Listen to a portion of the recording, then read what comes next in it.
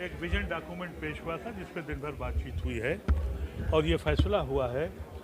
कि हिंदुस्तान में एक नॉन पॉलिटिकल एक प्लेटफॉर्म खड़ा किया जाएगा और उसमें दानिश्वर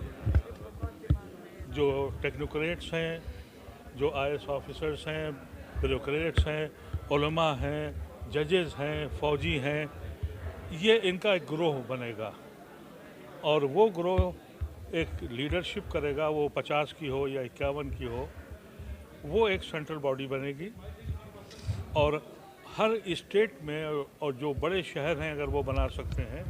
वहाँ भी बनेगी और उसका जो कोऑर्डिनेटर होगा वो सेंट्रल एडवाइजरी बोर्ड का मेंबर होगा। ये कंसेंसस क्लियर है कि किसी एक की क़यादत नहीं करनी है बल्कि अब कलेक्टिव क़यादत होगी और हिंदुस्तान में जिस तरीके से फासिस्ट फोर्सेस जब चाह रही हैं वो हमारे ऊपर अटैक करती हैं, रोज़ आइन को तोड़ती हैं, रोज़ इस मुल्क की रूह को कत्ल करती हैं, उससे लड़ने की कॉन्स्टिट्यूशनली और लीगली वो एक प्लेटफॉर्म तैयार होगा। ये लड़ाई संविधान के लिए है या मुस्लिम समुदाय पे जो हमला अगर संविधान नहीं है तो मुसलमान का कोई वजूद ही नहीं है। अगर ये हिंदू स्टेट पहले ही से बन गई होती तो हम मुसलमान हिंदुस्तान में क्यों रहते? हम हिंदुस्तान इसलिए ऑप्ट किया था कि ये सबका मुल्क है, ये सबकी बराबरी है, ये आइन है जिसने हमको यहाँ मजबूर किया। हिंदुस्तान में जो मुसलमान है उसने अपने खून की कुर्बानी दी है, उसने अपने खून को बांटा है, इसलिए बांटा कि वो मुस्लिम मुल्क में नहीं गया था। तो जब वो मुस्लिम मुल्क में नहीं गया तो वो हिंदू मुस्लिम मुल्क में कैसे रह लेगा? ये आइन ने हमको जोड़ा था और इसी आइन के तहफ़्फ़ुज़ के लिए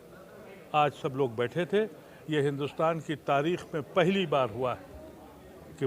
382 लोग दिल्ली से बाहर से आए। कोई बस से नहीं आया, किसी को बुलाया नहीं गया,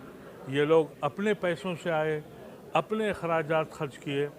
और कोई भी इनको किसी तरह की फैसिलिटी देने की हम लोगों की हैसियत नहीं थी। और कभी आपने ये भी नहीं देखा होगा कि ऐसी शख्सियतें जिनकी सेहतें बहुत बिगड़ चुकी हैं, गवर्नर अजीज़ साहब हों या शाह फ़ारूक अब्दुल्ला हो या रहमान खां हो, ये पहले वक्त से लेकर और ये 6 बज चुका है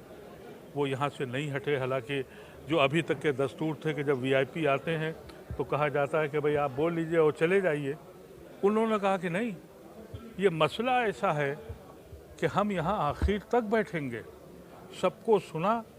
और फिर अपनी राय से हम सबको